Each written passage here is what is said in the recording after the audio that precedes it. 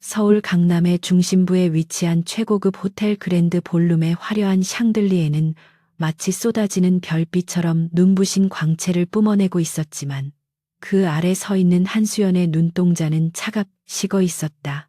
태양건설의 창립 30주년을 기념하는 이 성대한 연회장은 대한민국 정재계의 거물들이 모두 모여 인맥을 과시하고 서로의 탐욕을 은밀하게 교환하는 거대한 시장판과 다를 바가 없었고, 수연은 그 소란스러운 중심에서 철저하게 소외된 섬처럼 홀로 자리를 지키고 있었다. 그녀가 입은 짙은 네이비색의 드레스는 단아하고 우아했지만 주변을 압도하는 화려함은 없었기에 사람들은 그녀를 태양건설 박민준 대표의 장식품 같은 아내 정도로만 여기며 스쳐 지나갔다. 수연은 손에 든 샴페인 잔의 표면에 맺힌 물방울이 손가락을 타고 흐르는 것을 느끼며 입가에 연습된 미소를 띠고 있었지만 그녀의 시선은 연회장 정중앙에서 사람들의 찬사를 받으며 웃고 있는 남편 박민준에게 고정되어 있었다. 그는 오늘 밤의 주인공답게 자신감에 찬 표정으로 건배 제의를 받고 있었고 그의 옆에는 붉은색 드레스를 입은 최유라가 비서실장이라는 직함을 달고 마치 안주인처럼 당당하게 서 있었다. 박민준은 수많은 취재진의 카메라 플래시 세례를 받으며 태양건설이 이번에 수주한 대규모 스마트시티 프로젝트인 미래도시 계획에 대해 열변을 토하고 있었고 그 모습은 마치 세상을 다 가진 제왕처럼 오만하기 짝이 없었다. 그는 자신의 성공이 오로지 자신의 천재적인 사업 수완과 리더십 덕분이라고 믿어 의심치 않는 눈치였지만 사실 그가 지금 밟고 서 있는 그 단단한 기반이 누구의 손에 의해 다져진 것인지 전혀 알지 못하고 있었다.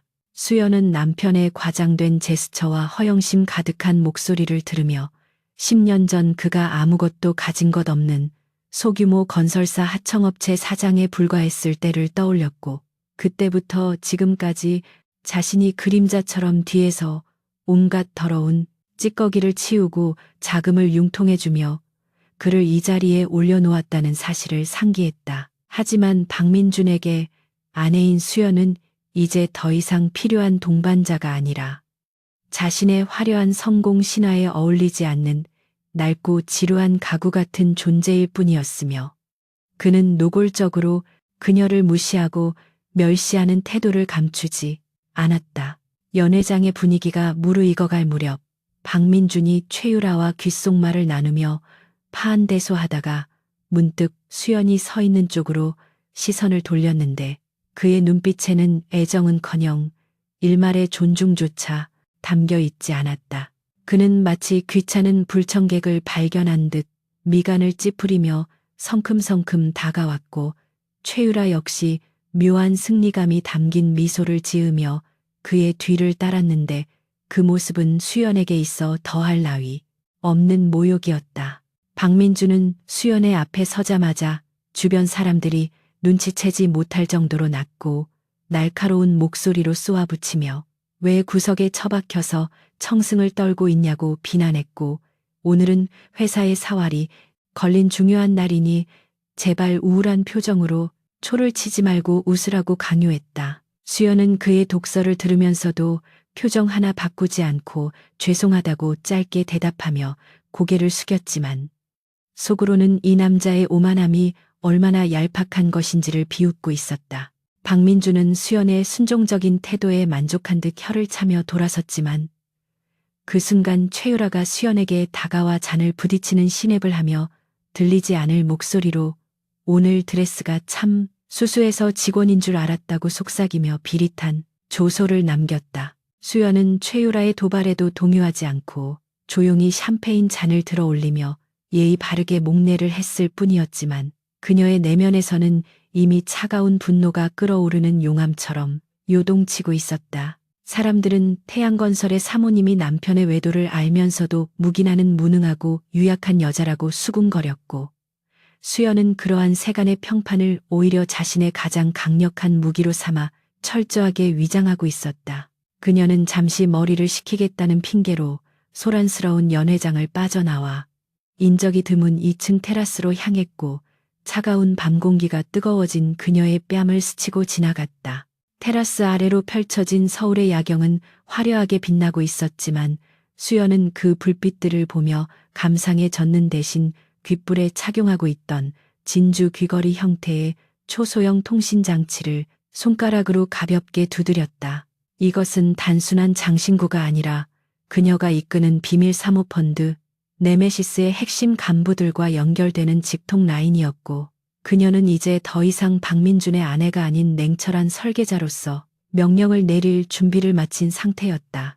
통신이 연결되자마자 수연의 목소리는 방금 전 남편 앞에서 보여주었던 주눅든 톤과는 완전히 다른 차갑고 위험 있는 저음으로 바뀌어 있었고, 그녀는 짧고 명료하게 상황을 보고하라고 지시했다. 수화기 너머에서는 변조된 기계음이 아닌 신뢰할 수 있는 신복인 강의사의 침착한 목소리가 들려왔고, 그는 현재 태양건설의 주가 조작 의혹과 관련된 자료가 준비되었으며 회장님의 지시만 있으면 언제든지 언론에 배포할 수 있다고 보고했다. 수연은 난간을 잡고 있는 손에 힘을 주며 아직은 때가 아니라고 말했고, 오늘 밤 박민준이 미래도시 프로젝트를 공식적으로 선포하고 투자자들의 기대감이 최고조에 달했을 때 그 환상을 가장 처참하게 무너뜨려야 한다고 덧붙였다. 그녀는 박민준이 가장 행복해하는 순간에 그를 절망의 구렁텅이로 밀어넣기 위해 오랫동안 공들여 준비해온 덫을 점검하며 그가 스스로 파놓은 무덤으로 걸어 들어가는 모습을 지켜볼 생각에 묘한 전율을 느꼈다. 테라스 문이 열리는 소리와 함께 누군가가 다가오는 기척이 느껴졌고 수연은 즉시 통신을 종료하며 다시금 연약한 아내의 가면을 썼다. 나타난 사람은 박민준의 오랜 친구이자 태양건설의 법무팀장인 정 변호사였는데 그는 평소 수연을 은근히 무시하던 인물 중 하나였기에 수연을 보자마자 묘한 표정으로 입꼬리를 비틀었다. 정 변호사는 여기서 혼자 뭘 하고 있냐고 물으며 민준이 형이 찾고 있으니 빨리 들어가 보라고 재촉했지만 그의 눈빛에는 수연을 향한 의심이나 경계심은 전혀 없었고 단지 귀찮은 존재를 대하는 태도만이 가득했다. 수연은 황급히 눈물을 훔치는 척 연기하며 알겠다고 대답했고 정 변호사는 그런 그녀를 보며 혀를 차고는 여자가 너무 도끼가 없어도 문제라며 혼잣말을 중얼거리고는 먼저 안으로 들어갔다. 수연은 그의 등 뒤를 노려보며 정 변호사 역시 박민준의 불법 자금 세탁을 도운 공범이라는 사실을 상기했고 그 또한 박민준과 함께 처절하게 몰락하게 될 것임을 예고하는 서늘한 미소를 지었다. 다시 연회장으로 돌아온 수연은 박민준이 단상 위에 올라가 마이크를 잡고 있는 모습을 보았는데 그는 마치 세상을 구원할 메시아라도 된 양 웅장한 포즈를 취하고 있었다. 그는 태양건설이 이번 프로젝트를 통해 대한민국을 넘어 세계적인 기업으로 도약할 것이라고 선언했고 그 자리에 모인 투자자들과 정계 인사들은 우레와 같은 박수갈채를 보내며 환호했다. 박민준은 그 환호성을 즐기며 최유라와 눈을 마주치고 승리의 윙크를 보냈고 최유라 역시 감격에 겨운 표정으로 그를 바라보고 있었는데 그들의 눈에는 오직 성공에 대한 탐욕만이 번들거리고 있었다. 하지만 수연은 그 화려한 조명 아래 드리워진 짙은 그림자를 보고 있었는데 그것은 태양건설의 재무구조가 이미 네메시스 펀드에 의해 잠식당해 껍데기만 남았다는 사실과 그들이 자랑하는 미래도시 프로젝트의 부지가 사실상 개발이 불가능한 캄지대라는 치명적인 결함이었다. 수연은 박수치는 군중들 틈에 섞여 영혼없는 박수를 보내며 속으로 카운트다운을 세기 시작했다. 그때 연회장의 대형 스크린에 태양건설의 홍보 영상이 나오고 있었는데 갑자기 화면이 지직거리며 노이즈가 발생하더니 잠시 멈추는 방송사고가 일어났다. 사람들은 단순한 기술적 결함이라고 생각하며 웅성거렸고 박민준 역시 당황한 기색을 감추며 진행 요원들에게 눈짓을 보냈지만 수연만은 이것이 단순한 사고가 아님을 직감하고 있었다. 그것은 네메시스가 태양건설의 내부 전산망에 심어둔 바이러스가 작동을 시작했다는 신호였으며 이제 곧 주식시장이 열리는 내일 아침이 되면 태양건설의 주가는 곤두박질치기 시작할 것이라는 예고편과도 같았다. 수연은 테이블 위에 놓인 와인잔을 들어 올리며 붉은 액체가 흔들리는 것을 응시했고 그것이 마치 박민준이 흘리게 될 피눈물처럼 보인다고 생각하며 천천히 한 모금을 마셨다. 와인의 떫고 쌉싸름한 맛이 목을 타고 넘어가는 동안 그녀는 10년간 억눌러왔던 자신의 본성을 서서히 깨우고 있었다. 박민준은 연설을 마치고 단상에서 내려와 주요 주주들과 악수를 나누며 다니고 있었는데 그의 얼굴에는 여유와 자만이 넘쳐 흐르고 있었다. 그는 수연이 있는 쪽으로 다가오더니 귓속말을 하듯 고개를 숙이며 오늘 밤 집에 들어가지 않을 테니 기다리지 말라고 통보했고 그 말이 무엇을 의미하는지 모를 리 없는 수연은 조용히 고개를 끄덕였다. 박민주는 그녀의 순종적인 반응에 비웃음을 흘리며 최유라의 허리를 감싸 안고 유유히 연회장을 빠져나갈 준비를 했고 사람들은 두 사람의 관계를 공공연한 비밀로 여기며 모른 척해주고 있었다. 수연은 멀어져가는 두 사람의 뒷모습을 바라보며 핸드백 속에 들어있는 이혼 서류 봉투를 만지작거렸는데 그것은 박민준이 내일 아침 자신에게 들이밀 것이라 예상되는 서류가 아니라 그녀가 그에게 선사할 지옥행 티켓의 첫 번째 단계였다. 연회장이 파장 분위기로 접어들자 수연은 비서도 없이 홀로 호텔 로비를 걸어 나와 대기하고 있던 검은색 세단에 몸을 실었다. 운전석에는 그녀의 충실한 수행원이자 네메시스의 현장 요원인 김 실장이 앉아 있었고 그는 백미러를 통해 수연의 눈치를 살피며 부드럽게 차를 출발시켰다. 차 안의 공기는 무겁고 정적이었지만 김 실장은 수연이 침묵을 깰 때까지 묵묵히 운전에만 집중했고 창밖으로 빠르게 스쳐 지나가는 서울의 야경만이 그들의 속도를 가늠하게 해주었다. 수연은 창문에 머리를 기대고 눈을 감은 채 오늘 밤 보았던 박민준의 오만방자한 얼굴과 최유라의 가소로운 도발을 되새기며 복수의 칼날을 더욱 날카롭게 갈았고 이제 되돌릴 수 없는 강을 건넜음을 스스로에게 상기시켰다. 그녀는 더 이상 누군가의 아내도 며느리도 아닌 오직 자신의 이름 석자로 세상을 움직이는 포식자가 되기로 결심했다. 차량이 한강 다리를 건널 때쯤 수연의 휴대폰이 진동했고 발신자는 박민준이 아닌 그녀가 비밀리에 고용한 사립 탐정이었다. 수연은 전화를 받지 않고 메시지만 확인했는데 그곳에는 박민준과 최유라가 호텔 스위트룸으로 들어가는 사진과 함께 그들이 나눈 대화에 녹취록이 첨부되어 있었다. 녹취록 속에서 박민준은 수연을 멍청하고 답답한 여자라고 비하하며 조만간 이혼하고 재산을 한 푼도 주지 않고 내쫓을 계획을 떠벌리고 있었고 최유라는 그 말에 맞장구 치며 깔깔거리고 있었다. 수연은 그 저급한 대화 내용을 읽으며 분노보다는 오히려 안도감을 느꼈는데 그것은 자신이 그들에게 베풀었던 마지막 자비심마저 깨끗하게 버릴 수 있는 명분이 되었기 때문이었다. 수연은 휴대폰 화면을 끄고 차가운 어둠 속에서 나지막하게 중얼거렸는데 그것은 누구도 듣지 못할 선전포고였다. 집에 도착한 수연은 텅 빈 거실에 불을 켜지 않고 소파에 깊숙이 몸을 묻은 채 벽에 걸린 박민준과 자신의 결혼 사진을 올려다보았다. 사진 속의 두 사람은 행복하게 웃고 있었지만 지금의 수연에게 그 사진은 가식과 거짓으로 점철된 과거의 유물일 뿐이었기에 그녀는 망설임 없이 리모컨을 들어 사진 액자가 걸린 벽면의 스크린을 내렸다. 스크린에는 태양건설의 복잡한 지분 구조도와 박민준의 차명 계좌 내역, 그리고 최유라의 과거 행적들이 붉은 선으로 연결된 거대한 관계도가 띄워져 있었고 이것은 수연이 지난 3년 동안 피를 말리는 심정으로 준비해온 복수의 설계도였다. 그녀는 와인 한 잔을 다시 채우며 화면 속 박민준의 얼굴 위에 붉은색 X 표시를 그리는 상상을 했고 이제 곧 시작될 파멸의 서곡을 지휘할 마에스트로로서의 준비를 마쳤다.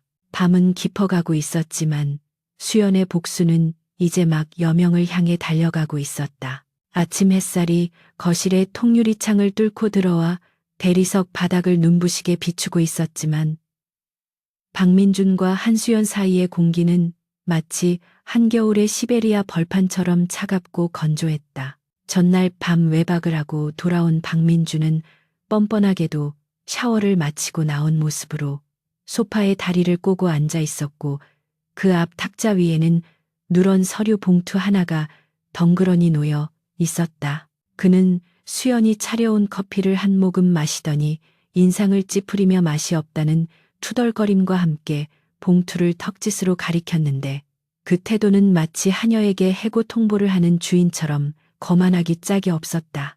수연은 아무런 감정의 동요 없이 천천히 다가가 봉투를 집어들었고 그 안에 담긴 서류가 이혼 합의서라는 것을 확인하는 순간 오히려 마음 깊은 곳에서 안도감이 차오르는 것을 느꼈다. 서류에는 위자료 명목으로 강남의 아파트 한 채와 약간의 현금이 적혀 있었는데 이는 태양건설의 자산 규모를 생각하면 터무니없이 적은 액수였으나 박민주는 이것조차 과분하다는 표정을 짓고 있었다. 박민주는 수연이 서류를 검토하는 동안 담배를 꺼내 물며 연기를 길게 내뿜었는데 그 연기 속에는 수연에 대한 경멸과 귀찮음이 고스란히 섞여 있는 듯했다. 그는 수연에게 이 정도면 평생 먹고 사는데 지장은 없을 테니 군말 말고 도장을 찍으라고 강요하듯 말했고 변호사를 써서 소송을 걸 생각은 하지도 말라며 으름장을 놓았다. 그는 자신이 고용한 대형 로펌의 변호사들이 얼마나 유능한지 떠벌리며 만약 소송전으로 간다면 땡전 한 푼 못 받고 거리로 나앉게 될 것이라고 협박했지만 수연은 그 말이 얼마나 우스운지 잘 알고 있었다. 대한민국 최고의 법률 전문가들과 금융 전문가들이 이미 수연의 손발이 되어 움직이고 있다는 사실을 꿈에도 모르는 그는 자신의 알량한 권력에 취해 허세를 부리고 있을 뿐이었다. 수연은 그의 말이 끝나기를 참을성 있게 기다렸다가 조용히 서랍에서 인주와 도장을 꺼내 망설임 없이 서류에 날인했고 그 너무나도 순순한 반응에 박민주는 잠시 말을 잃고 멍하니 그녀를 바라보았다. 도장을 찍는 소리가 적막한 거실에 울려 퍼지자 박민주는 의아하다는 표정으로 몸을 앞으로 기울이며 정말 이걸로 만족하냐고 되물었고 그의 눈동자는 의심으로 가늘게 떨리고 있었다. 그는 수연이 바짓가랑이라도 잡고 매달리거나 적어도 위자료를 더 달라고 악을 쓸 것이라 예상했지만 수연의 얼굴은 마치 오래 묵은 체증이 내려간 사람처럼 평온하기만 했다. 수연은 담담한 목소리로 당신이 원하는 대로 해주겠다고 말하며 서류를 그에게 밀어주었고 그제야 박민주는 의심을 거두고 입가에 비릿한 미소를 띠며 역시 당신은 주제 파악을 잘해서 마음에 든다고 비꼬았다. 그는 서류를 챙겨 자리에서 일어나며 최대한 빨리 집을 비워달라고 통보했고 현관을 나서기 전 뒤를 돌아보며 최유라가 인테리어를 새로 하고 싶어 하니 물건은 남기지 말고 싹 다 치우라고 잔인하게 덧붙였다. 문이 닫히고 박민준의 발소리가 멀어지자 수연은 참았던 숨을 길게 내쉬며 소파에 깊이 몸을 기대었고 그녀의 입가에는 서늘하고 잔혹한 미소가 번져나가기 시작했다. 박민준이 떠난 후 수연은 곧바로 옷을 갈아입고 집을 나섰는데 그녀가 향한 곳은 백화점이나 미용실이 아닌 여의도의 고층 빌딩 숲 사이에 숨겨진 네메시스 캐피탈의 비밀 본사였다. 보안 카드를 찍고 들어선 사무실은 수십 대의 모니터와 바쁘게 움직이는 펀드 매니저들로 활기가 넘치고 있었고 수연이 등장하자 모든 직원들이 일제히 일어나 정중하게 고개를 숙였다. 그녀는 더 이상 집안일만 하던 주부가 아니라 거대 자본을 움직이는 냉철한 여제로서 회의실 상석에 앉았고 강 이사는 즉시 태양건설에 대한 1차 공격 준비가 완료되었음을 보고했다. 수연은 모니터에 띄워진 태양건설의 주가 그래프와 자금 흐름도를 날카로운 눈빛으로 훑어보며 박민준이 야심차게 추진 중인 미래도시 프로젝트의 자금주를 차단하라는 명령을 내렸다. 그것은 태양건설이라는 거대한 댐에 아주 작은 구멍을 뚫는 작업이었지만 그 구멍은 머지않아 댐 전체를 무너뜨릴 거대한 균열의 시작점이 될 것이 분명했다. 한편 태양건설 본사 회장실에 도착한 박민주는 최유라와 함께 샴페인을 터뜨리며 이혼 서류를 흔들어 보이고 있었고 두 사람은 마치 개선장군이라도 된 양승리에 도취되어 있었다. 최유라는 박민준의 무릎에 앉아 그의 목을 끌어안으며 이제 진짜 사모님이 되는 거냐고 애교를 떨었고 박민준은 그녀의 콧등을 톡 치며 조만간 결혼 날짜를 잡자고 호언장담했다. 하지만 그들의 달콤한 시간은 비서실장이 다급하게 문을 두드리며 들어오는 바람에 산산조각이 났는데 비서실장의 얼굴은 사색이 되어 있었다. 그는 떨리는 목소리로 주거래 은행에서 갑자기 미래도시 프로젝트에 대한 프로젝트 파이낸싱 대출 승인을 보류하겠다는 통보가 왔다고 보고했고 이는 당장 다음 달부터 공사 대금을 지급해야 하는 태양건설에게 청천벽력과도 같은 소식이었다. 박민주는 믿을 수 없다는 듯 자리에서 벌떡 일어나 그게 무슨 개소리냐고 소리를 질렀고 당장 은행장에게 전화를 연결하라고 윽박질렀지만 전화기 너머에서 들려오는 것은 회의 중이라는 핑계뿐이었다. 박민주는 분노를 참지 못하고 책상 위의 서류들을 바닥으로 쓸어버리며 씩씩거렸고 최유라는 겁에 질려 구석으로 물러났지만 머릿속으로는 빠르게 계산기를 두드리고 있었다.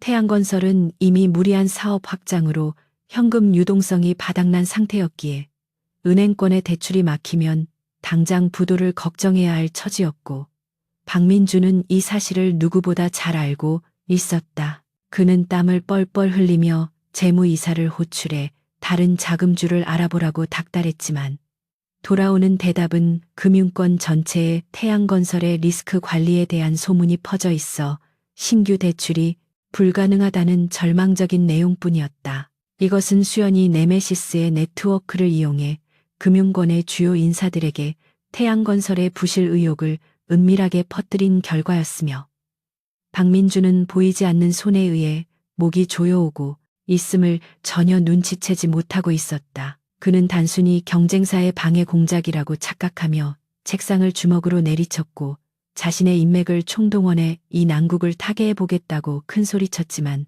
그가 믿었던 인맥들조차 이미 수연의 편으로 돌아선 지 오래였다.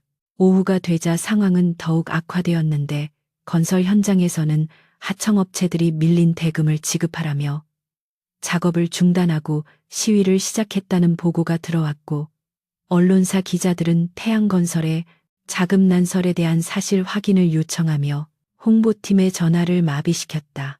박민주는 머리를 감싸 쥐고 소파에 주저앉아 연신 줄담배를 피워댔고 최유라는 옆에서 눈치를 보며 오빠가 해결할 수 있을 거라며 가식적인 위로를 건넸지만 그녀의 목소리에는 불안감이 서려 있었다.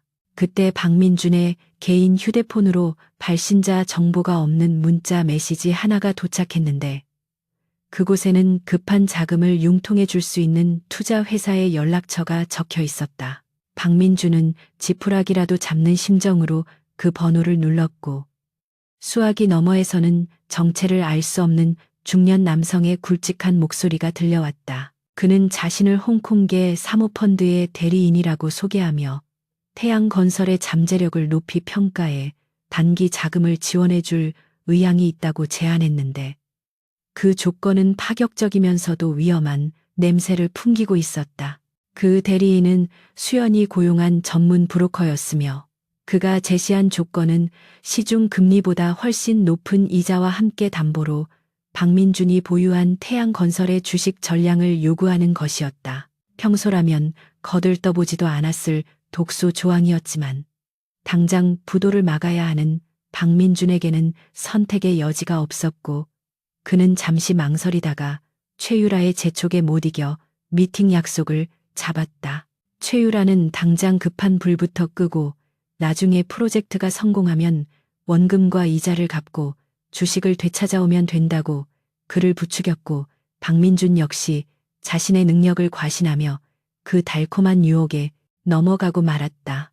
그는 자신이 함정에 빠지고 있다는 사실을 인지하지 못한 채 비서에게 당장 계약서를 준비하라고 지시했고, 이는 그가 가진 모든 권력을 스스로 수연의 손바닥 위에 올려놓는 결정적인 실수였다.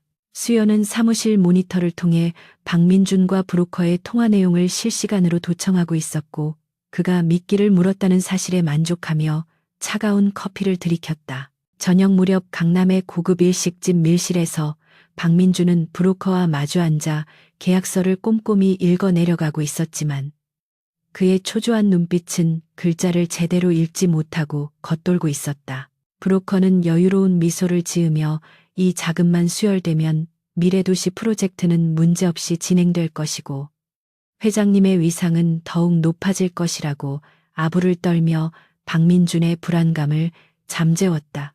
옆에 앉은 최유라는 계약이 성사되면 자신에게 떨어질 콩고물을 생각하며 눈을 빛내고 있었고, 박민준에게 빨리 도장을 찍으라고 눈짓을 보냈다. 결국 박민준은 떨리는 손으로 계약서에 서명하고 인감을 찍었는데, 그 순간 그는 자신이 태양건설의 주인이 아니라 빚쟁이의 노예로 전락했다는 사실을 깨닫지 못했다. 브로커는 계약서를 챙겨 넣으며 깍듯하게 인사를 하고 사라졌고, 박민준은 안도감에 젖어 술을 들이켰지만 그 술맛은 어쩐지 쓰디쓰기만 했다.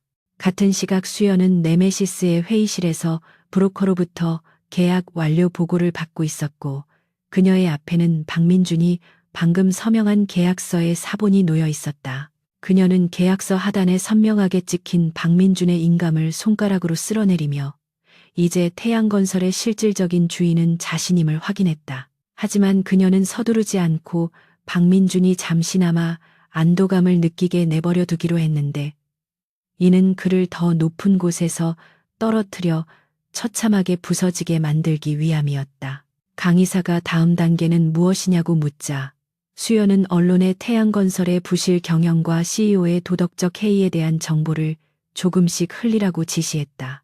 그녀는 박민준이 돈 문제뿐만 아니라 사회적으로도 매장되기를 원했고, 그가 가장 소중하게 여기는 명예와 자존심을 갈기갈기 찢어놓을 계획을 세우고 있었다. 밤이 깊어지자 박민준은 술에 취해 최유라의 부축을 받으며 집이 아닌 호텔로 향했고, 그는 택시 뒷좌석에서 횡설수설하며 자신이 위기를 극복한 영웅이라고 떠벌렸다. 최유라는 그의 비위를 맞춰주면서도 속으로는 그가 담보로 맡긴 주식이 날아가는 일이 없어야 할 텐데 하는 걱정을 하고 있었고, 그녀 역시 탐욕의 눈이 멀어 다가오는 파멸을 감지하지 못했다. 호텔 방에 들어선 박민준은 침대에 쓰러져 잠이 들었고, 최유라는 샤워를 하러 들어갔는데 그 순간 박민준의 휴대폰이 울렸다. 발신자는 수연이었지만 저장된 이름은 전처로 바뀌어 있었고, 술에 취해 잠든 박민준 대신 샤워 가운을 걸친 최유라가 호기심에 전화를 받았다. 수화기 너머에서는 아무런 말도 들리지 않았지만 스산한 침묵만이 흘렀고, 최유라가 여보세요라고 짜증스럽게 묻자 짧은 웃음소리와 함께 전화가 끊겼다. 최유라는 기분이 나빠져 휴대폰을 던져버렸지만 그 웃음소리가 귓가에 맴돌아 쉽게 잠들지 못했다. 다음 날 아침 태양건설의 주가는 장시작과 동시에 하한가로 직행했는데, 이는 네메시스가 흘린 악성 루머와 공매도 세력의 합작품이었다. 박민준은 숙취로 깨질 듯한 머리를 부여잡고 출근하다가 엘리베이터 안에서 주가 폭락 소식을 접하고 경악을 금치 못했다. 직원들은 그를 보고 수군거리며 피했고, 임원들은 긴급회의 소집을 요구하며 그를 압박해오기 시작했다. 박민준은 어제 빌린 자금을 투입해 주가를 방어하라고 지시했지만 재무팀장은 이미 그 돈이 기존 대출금 상환으로 빠져나가 잔고가 없다고 울상을 지었다. 박민준은 분노에 차서 전화기를 집어 던지며 브로커에게 전화를 걸었지만 없는 번호라는 안내 멘트만 흘러나올 뿐이었다. 그제야 그는 자신이 거대한 덫에 걸렸음을 직감하고 식은땀을 흘리며 주저앉았지만 어디서부터 잘못된 것인지조차 파악할 수 없었다. 혼란스러운 와중에 수연은 자신의 펜트하우스에서 우아하게 모닝커피를 마시며 태블릿 PC로 태양건설의 주가 폭락 뉴스를 검색하고 있었다. 기사 댓글에는 박민준의 무능함을 비난하고 경영진 교체를 요구하는 여론이 빗발치고 있었고 수연은 댓글 하나하나에 좋아요를 누르며 작은 희열을 느꼈다. 그녀는 창밖으로 보이는 태양건설 본사 건물을 바라보며 이제 시작일 뿐이라고 중얼거렸고 그녀의 눈빛은 그 어느 때보다 차갑고 결연했다. 곧이어 그녀의 휴대폰으로 최유라의 번호가 떴고 수연은 짐짓 놀란 척하며 전화를 받았다. 최유라는 다급하고 신경질적인 목소리로 박민준이 이상하다며 혹시 당신이 무슨 짓을 한 거냐고 따져 물었지만 수연은 너무나도 침착하게 내가 무슨 힘이 있겠냐고 반문하며 전화를 끊어버렸다. 수연은 전화기를 내려놓으며 이제 곧 최유라가 제 발로 찾아올 것임을 예감했고 그녀를 맞이할 준비를 하기 위해 드레스룸으로 향했다. 복수의 여정은 이제 막 가속도가 붙기 시작했다. 서울의 부촌인 한남동 언덕 위에 자리 잡은 고급 빌라의 거실에는 팽팽한 긴장감이 감돌고 있었는데 이는 예고도 없이 들이닥친 불청객 최유라 때문이었다. 그녀는 태양건설의 안주인이 될 것이라는 확신에 차서 머리부터 발끝까지 명품으로 치장하고 나타났지만 그 화려함이 오히려 천박하게 느껴질 정도로 과장되어 있었다. 최유라는 거만하게 소파에 다리를 꼬고 앉아 집안을 훑어보며 마치 자신이 이미 이 집의 주인이라도 된 양 행세했고 수연은 그 맞은편에 앉아 차분하게 차를 우리고 있었다. 찻잔에 따르는 물소리만이 정막을 깨고 있었지만 최유라는 그 고요함이 못 견디겠다는 듯 신경질적으로 핸드백을 탁자에 내려놓으며 입을 열었다. 그녀는 수연에게 위자료로 받은 이 집도 곧 내놓아야 할 것이라며 빈정거렸고 오빠가 당신에게 준 것은 과분한 자선이었다고 독설을 퍼부었다. 수연은 찻잔을 들어 향을 음미하며 그녀의 말을 한 귀로 듣고 한 귀로 흘려보냈는데 그 태연함이 최유라의 자존심을 더욱 긁어놓았다. 최유라는 수연의 반응이 자신의 예상과 다르자 더욱 자극적인 카드를 꺼내 들었는데 그녀는 자신의 아랫배를 소중하게 감싸쥐며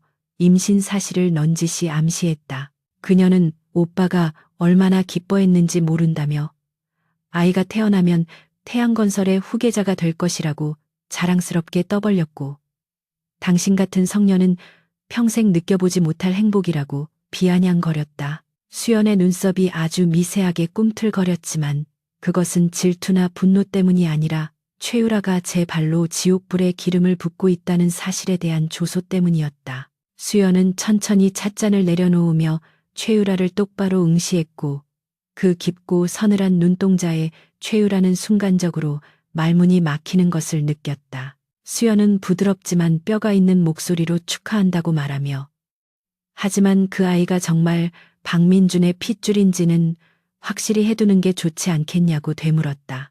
최유라의 얼굴이 순식간에 사색이 되었고 그녀는 당황하여 말을 더듬으며 지금 무슨 소리를 하는 거냐고 소리쳤다. 수연은 테이블 서랍에서 얇은 서류 봉투 하나를 꺼내 최유라 앞으로 밀어 놓았는데 그 봉투 겉면에는 아무런 글씨도 적혀 있지 않아 더욱 위협적으로 보였다. 최유라는 떨리는 손으로 봉투를 열어 내용물을 확인했고 그 안에 담긴 사진들과 문서들을 보는 순간 비명에 가까운 헛바람을 들이켰다. 그곳에는 최유라가 과거 강남의 유흥업소에서 일하던 시절의 사진들과 그녀가 신분을 세탁하기 위해 브로커와 주고받은 메시지 내역, 그리고 박민준을 만나기 전 사귀었던 남자들과의 복잡한 관계가 적나라하게 담겨 있었다. 수연은 마치 남의 이야기를 하듯 건조한 어조로 당신의 본명인 김미숙이라는 이름이 참 잘 어울린다고 말하며 박민준이 이 사실을 알게 되면 과연 그 아이를 자신의 핏줄로 인정해 줄지 의문이라고 덧붙였다. 최유라는 사진을 움켜쥐고 부들부들 떨며 이걸 어디서 구했냐고 악을 썼지만 그녀의 눈동자는 이미 공포로 가득 차 있었다. 수연은 여유롭게 미소를 지으며 이것은 빙산의 일각일 뿐이라고 경고했고 당신이 박민준의 눈과 귀를 멀게 하고 회사를 망치는 주범이라는 증거도 차고 넘친다고 말했다. 그녀는 최유라에게 지금 당장 내 눈앞에서 사라지지 않으면 이 자료가 박민준뿐만 아니라 언론사 사회부 기자들에게도 전송될 것이라고 차갑게 통보했다. 최유라는 입술을 깨물며 자리에서 일어났고 분한 마음에 탁자를 엎어버리고 싶었지만 자신의 치부가 세상에 드러나는 것이 두려워 아무런 행동도 할 수 없었다. 그녀는 수연을 노려보며 두고 보자고 으름장을 놓았지만 그 목소리는 힘없이 떨리고 있었고 결국 도망치듯 현관을 빠져나갔다. 닫힌 문을 바라보며 수연은 식어버린 차를 하수구에 쏟아버렸고 이제 최유라가 박민준을 의심하고 불안해하며 스스로 무덤을 파게 될 것임을 확신했다. 이것은 단순한 개인적인 복수가 아니라 적의 내부를 교란시켜 자멸하게 만드는 고도의 심리전이었다. 한편 태양건설 본사 대회의실에서는 박민준이 임원들을 소집해 긴급 대책회의를 주재하고 있었지만 회의실 분위기는 침울하기 그지없었다.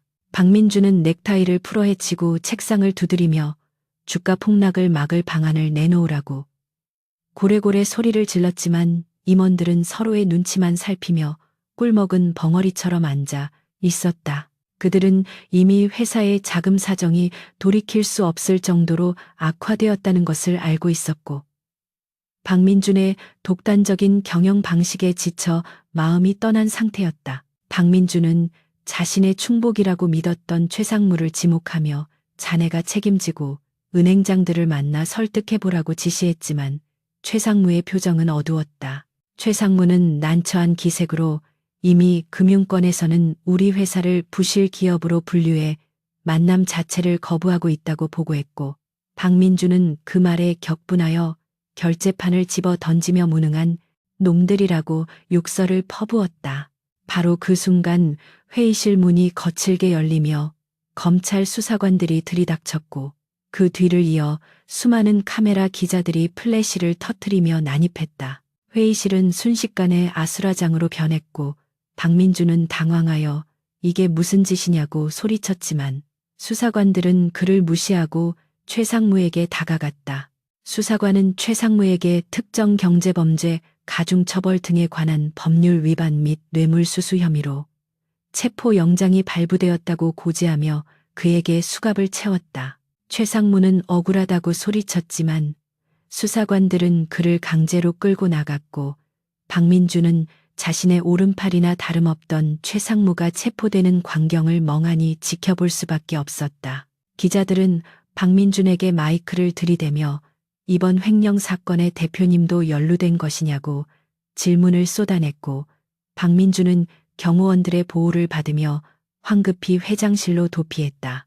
이것은 수연이 준비한 두 번째 단계인 꼬리 자르기 작전의 시작이었으며 박민준을 고립시키기 위한 철저한 계획의 일부였다. 회장실로 피신한 박민준은 떨리는 손으로 물을 마시며 사태를 파악하려 했지만 머릿속은 하얗게 비어버린 듯 아무런 생각도 나지 않았다. 최상무는 박민준의 비자금을 관리하고 온갖 불법적인 로비를 도맡아 하던 인물이었기에 그가 잡혀갔다는 것은 박민준의 목숨줄이 검찰의 손에 넘어갔다는 것을 의미했다. 박민준은 다급하게 법무팀장인 정 변호사를 찾았지만 비서실장은 정 변호사가 오늘 아침 일신상의 이유로 사직서를 제출하고 연락이 두절되었다고 보고했다.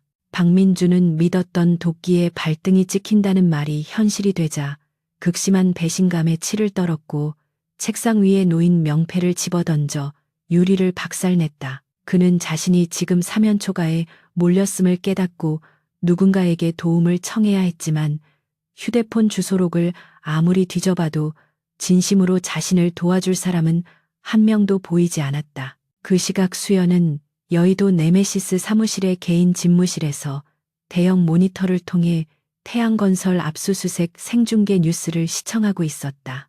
화면 속에서 최상무가 고개를 숙인 채 호송차에 타는 모습이 나오자 수연은 만족스러운 듯 고개를 끄덕이며 옆에 서 있는 강이사에게 수고했다고 말했다. 강이사는 최상무가 검찰 조사에서 형량을 줄이기 위해 박민준의 비리를 모두 불게 될 것이라고 예측하며 다음 타겟은 누구냐고 물었다. 수연은 화면 속에서 당황한 기색이 역력한 박민준의 얼굴을 가리키며 이제 그의 손과 발을 모두 잘랐으니 그가 가장 믿고 의지하는 마지막 보루를 무너뜨릴 차례라고 대답했다. 그녀는 박민준이 자금난을 해결하기 위해 손을 댔던 유령 회사들과의 이면 계약서들을 언론에 추가로 폭로하여 그를 배임 혐의로 답참할 준비를 지시했다.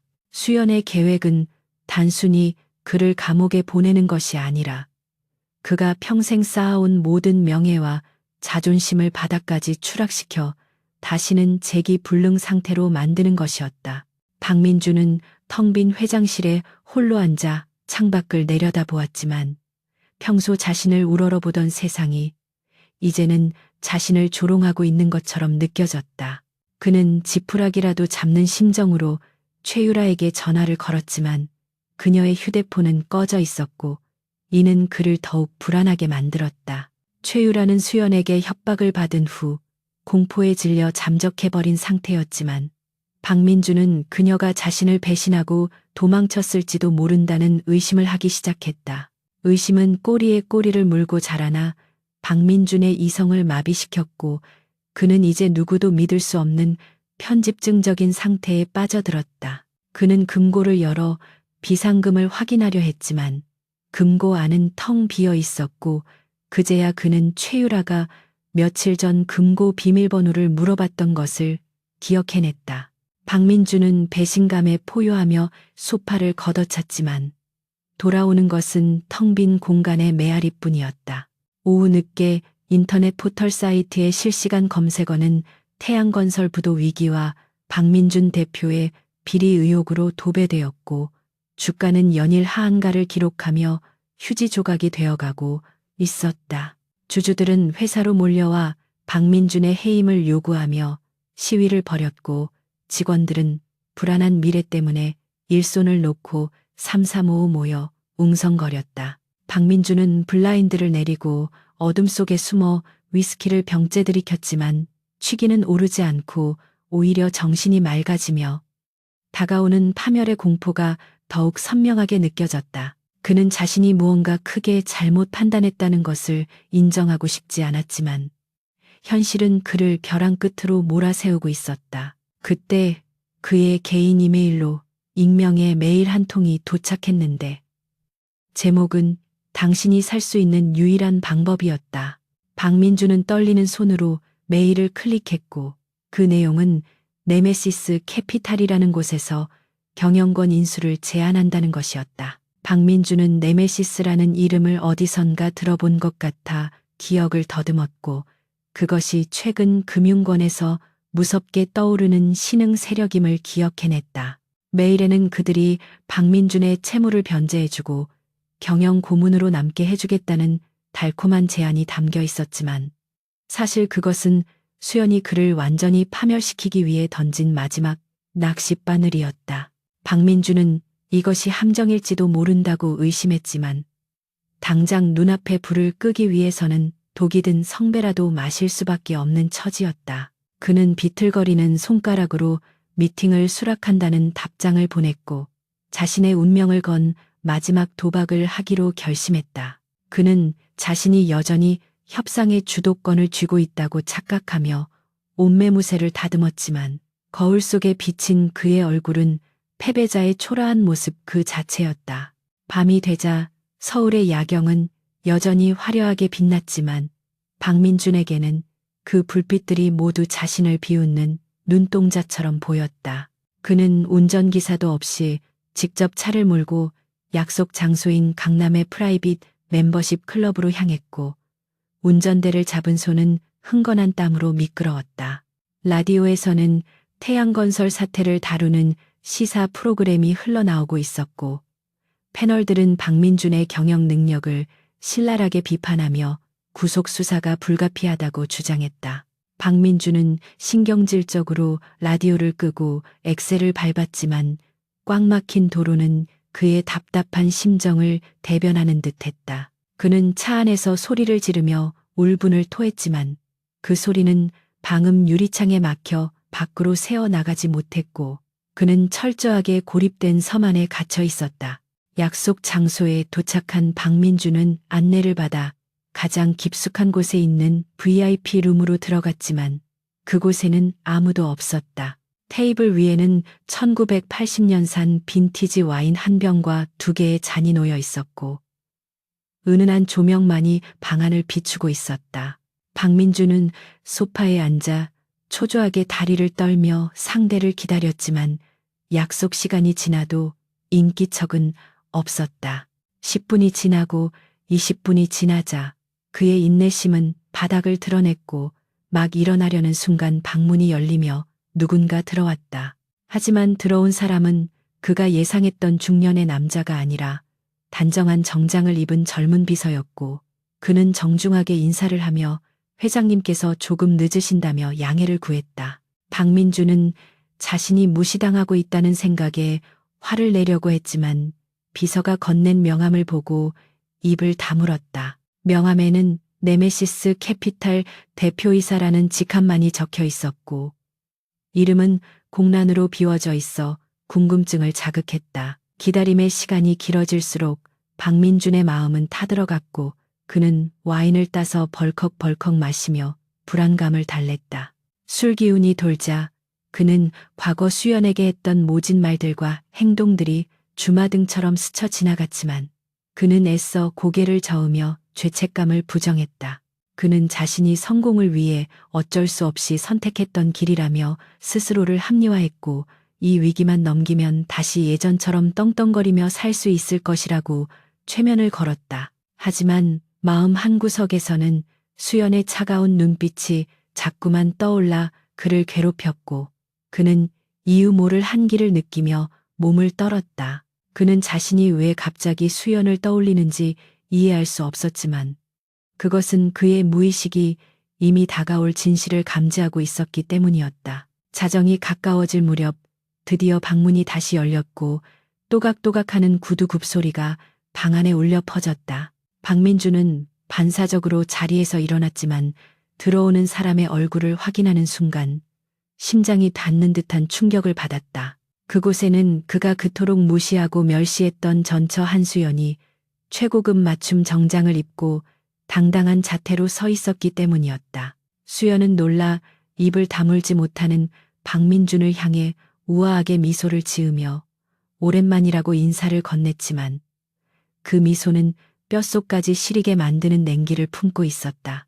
박민준은 헛것을 본 것처럼 눈을 비비며 네가 여기 왜 있냐고 더듬거렸지만 수연은 대답 대신 상석에 앉아 다리를 꼬며 그를 내려다보았다. 그녀는 자신이 바로 네메시스의 대표이자 태양건설을 인수할 새로운 주인이라고 선언했고 그 말은 박민준의 뇌리를 강타하며 그의 세계를 산산조각냈다.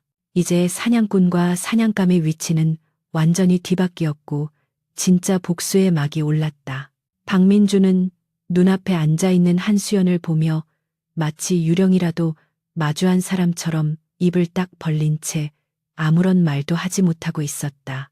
네메시스 캐피탈의 대표가 자신의 아내였다는 사실은 그의 뇌가 처리할 수 있는 정보의 용량을 한참 초과한 충격이었고 그는 이것이 지독한 악몽이거나 누군가가 꾸민질 나쁜 몰래카메라일 것이라고 애써 부정하려 들었다.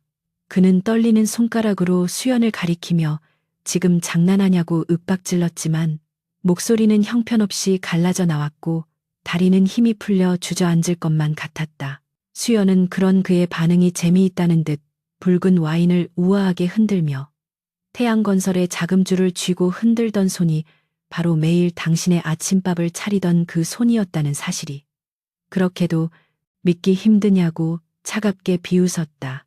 그녀의 눈빛에는 지난 10년간 박민준에게서 받았던 무시와 모멸감이 고스란히 담겨 있었지만 그것은 이제 분노가 아닌 승리자의 여유로 승화되어 그를 짓누르고 있었다. 박민주는 현실을 부정하고 싶은 마음에 테이블을 내리치며 네가 돈이 어디 있어서 이런 짓을 벌이냐고 소리쳤고 누군가 뒤에서 너를 조종하고 있는 게 분명하다고 악을 썼다. 그는 수연을 그저 집안일이나 하고 백화점 쇼핑이나 다니는 무능한 여자로만 규정지어 왔기에 그녀가 거대 자본을 움직이는 금융 전문가라는 사실을 도저히 받아들일 수가 없었던 것이다. 수연은 가소롭다는 듯 코웃음을 치며 당신이 사업 확장을 위해 끌어다 쓴 사채와 이면 계약들이 모두 내 설계하에 이루어진 것이라고 친절하게 설명해 주었다. 그녀는 당신이 성공에 취해 샴페인을 터뜨릴 때 나는 밤새워 국제금융시장의 흐름을 읽고 당신의 목을 조일 올무를 짜고 있었다고 말하며 그동안 당신이 누렸던 영광은 모두 내 손바닥 위에서 노란한 꼭두각시 노름이었다고 선언했다. 박민주는 그제야 자신이 수연을 과소평가한 대가가 얼마나 혹독한지 깨닫기 시작했고 등골을 타고 흐르는 식은땀이 셔츠를 적셨다. 수연은 굳어버린 박민준에게 서류 한 장을 내밀었는데 그것은 태양건설의 채무상환 독촉장이자 경영권 포기각서였다. 그녀는 지금 당장 이 서류에 서명하고 조용히 물러난다면 최소한 감옥에 가는 일은 없게 해주겠다고 제안했지만 그것은 박민준의 자존심을 짓밟는 최후의 통첩이었다. 박민준은 치밀어 오르는 분노를 참지 못하고 서류를 찢어발기며 내가 누구 좋으라고 내 회사를 넘기냐고 길길이 날뛰었고 내년 따위에게 무릎 꿇느니 차라리 죽어버리겠다고 고함을 질렀다. 그는 수연에게 달려들 기세였지만 문 밖에서 대기하고 있던 건장한 경호원들이 들어와 그를 막아섰고 그는 짐승처럼 씩씩거리며 물러날 수밖에 없었다. 수연은 찢어진 종이 조각을 바라보며 혀를 찼고 마지막 기회를 걷어찬 것은 당신이니 이제부터 펼쳐질 지옥은 오롯이 당신이 감당해야 할 몫이라고 싸늘하게 말하며 그를 방에서 쫓아냈다. 클럽에서 쫓겨나듯 나온 박민주는 거친 숨을 몰아쉬며 차에 올라탔고 핸들을 주먹으로 내리치며 분을 사기지 못해 괴성을 질렀다. 그는 수연이 자신을 속이고 뒤통수를 쳤다는 사실에 배신감을 느꼈지만 그보다 더 큰 공포는 이제 정말 갈 곳이 없다는 절박한 현실이었다. 믿었던 마지막 자금줄마저 수연의 소나귀에 있다는 것을 확인한 이상 태양건설의 부도는 기정사실이나 다름없었고 검찰 수사망은 시시각각 그의 목을 조여오고 있었다. 그는 운전석 창문을 열고 차가운 밤바람을 맞으며 머리를 식히려 했지만 복잡한 도심의 네온 사이는 마치 그를 조롱하는 듯 어지럽게 번쩍이고 있었다. 박민주는 어떻게든 살아남을 구멍을 찾아야 한다고 되뇌며 휴대폰을 꺼내 들었지만 연락처 목록에 있는 수많은 사람 중 지금 이 순간 그를 도와줄 사람은 단 한 명도 남아있지 않았다.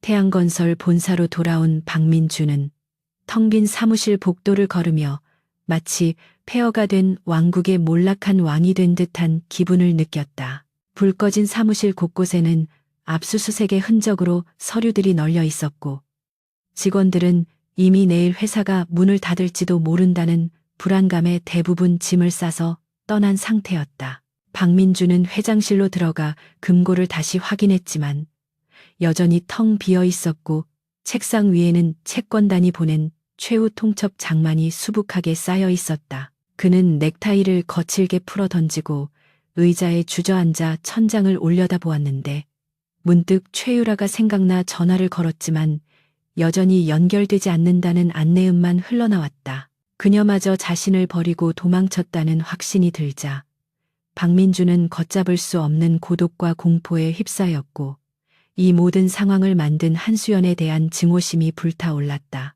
그때 박민준의 눈에 책상 한 구석에 놓인 법인 인감도장과 비밀 장부가 들어왔고 순간적으로 그의 머릿속에 위험천만한 생각이 스치고 지나갔다.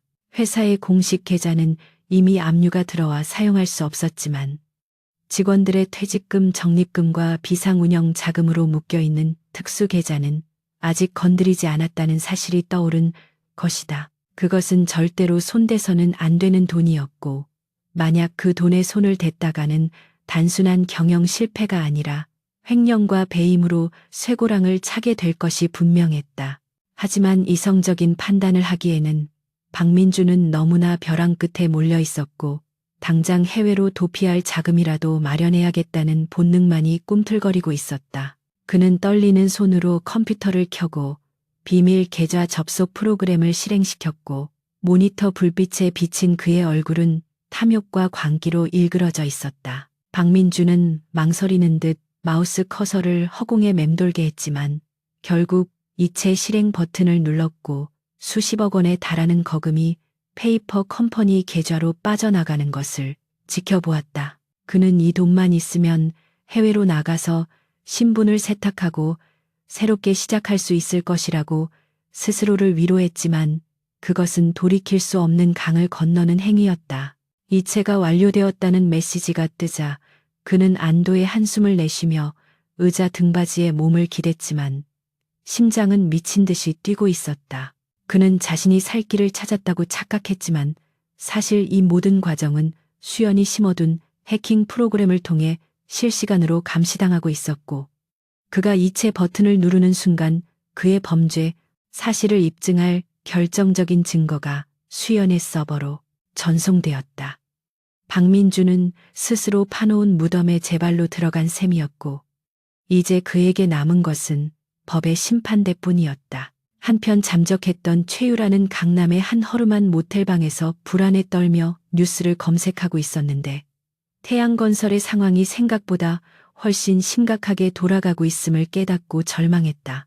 그녀는 박민준이 챙겨준다고 했던 명품들과 보석들을 챙겨 나왔지만 급하게 현금화를 하려다 보니 헐값에 넘길 수밖에 없었고, 그 돈으로는 해외 도피는커녕 당장 며칠 버티기도 힘든 상황이었다. 그녀는 수연이 보여주었던 자신의 과거 자료가 언제 터질지 몰라 전전긍긍하며 박민준에게 다시 연락을 시도해 보았지만 그는 전화를 받지 않았다. 최유라는 배신감에 치를 떨며 자신이 가진 박민준의 약점을 언론에 팔아넘길까 고민했지만 그러기엔 수연의 경고가 너무나 서늘하게 뇌리에 박혀 있었다. 그녀는 자신이 박민준이라는 썩은 동아줄을 잡고 욕망의 탑을 쌓으려 했다는 사실을 뼈저리게 후회했지만 이미 늦은 후회였다. 날이 밝아오자 박민준은 밤새 뜬 눈으로 지새운 탓에 내탄 눈으로 짐을 챙겨 사무실을 나서려 했지만 로비에는 이미 수많은 기자와 피해자들이 진을 치고 있었다. 그는 비상구를 통해 지하 주차장으로 내려가려 했으나 엘리베이터가 작동하지 않아 계단으로 뛰어 내려가야 했다. 숨을 헐떡이며 주차장에 도착한 그는 자신의 차로 달려갔지만 차 앞에는 이미 검은 양복을 입은 사내들이 기다리고 있었고 그들 중 한 명이 박민준을 가로막았다. 그들은 검찰 수사관들이었고 박민준에게 특정경제범죄 가중처벌법 위반 및 횡령 혐의로 긴급 체포한다고 고지하며 영장을 들이밀었다.